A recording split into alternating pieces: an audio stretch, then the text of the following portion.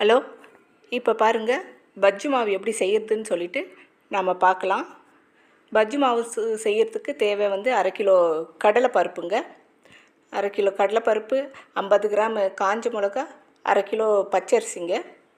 பச்சரிசி பார்த்திங்களேனாக்கா நான் ரேஷன் அரிசி தாங்க எடுத்திருக்கேன். பஜ்ஜி மாவு செய்கிறதுக்கு ரேஷன் அரிசி போதுமானது.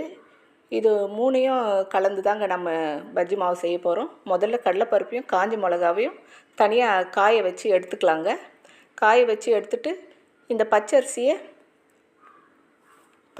தனியாக கழுவி காய வச்சு கடகடன்னு முறுக்கு மாவு பதத்துக்கு காய வச்சு எடுத்துக்கணுங்க. முறுக்கு மாவு பதத்துக்கு வந்ததும் இந்த அரிசி 3ஐயும் சேர்த்து அரைச்சி மாவாக எடுத்துக்கலாங்க. இது தாங்க பஜ்ஜி மாவு. இது கூட குழம்பு மிளகாத்தூள் சேர்த்து தாங்க எப்போதும் நான் செய்வேன். நல்லாவே இருக்கும்.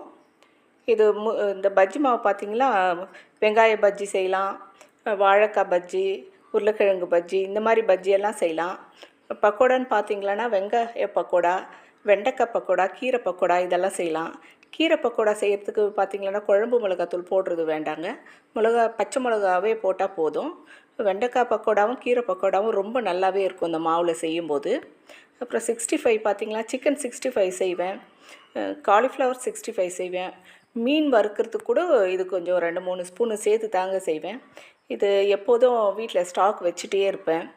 இது எல்லாத்துக்கும் யூஸ் ஆகிறதுனால எல்லாம் போட்டு சட்டுன்னு நான் செய்திருவேன்.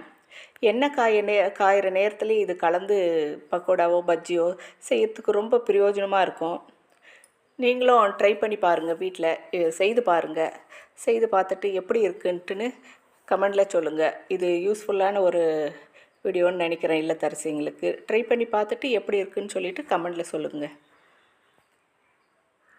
Okay, thank you.